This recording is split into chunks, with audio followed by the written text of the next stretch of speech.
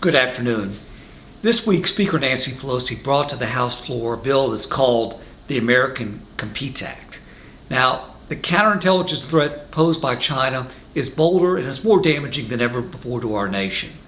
Yet this massive and partisan bill does little to actually counter the Chinese Communist Party. And in fact, the threat of China spying on America is so widespread that the FBI currently has 2,000 active cases to counter, and it opens a new case every 12 hours.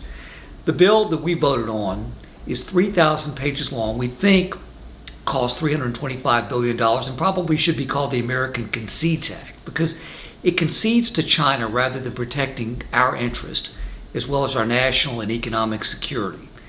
The bill provides a new unlimited green card program for the Chinese Communist Party to exploit.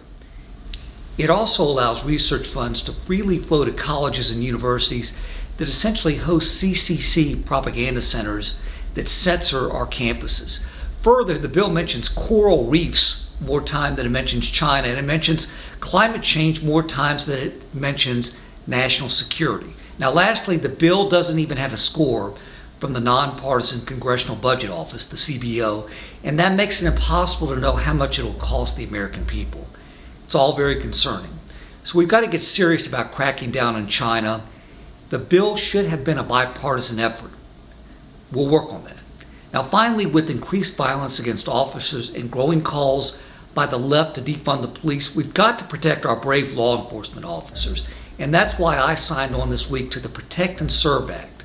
It's a critical bill that would create federal penalties for individuals who deliberately target law enforcement officers with violence. I'm always going to stand with our men and women in law enforcement. Now, as always, if you have any questions, any concerns, or comments, please don't hesitate to reach out to our offices in Washington or in West Tennessee. You can also visit my website.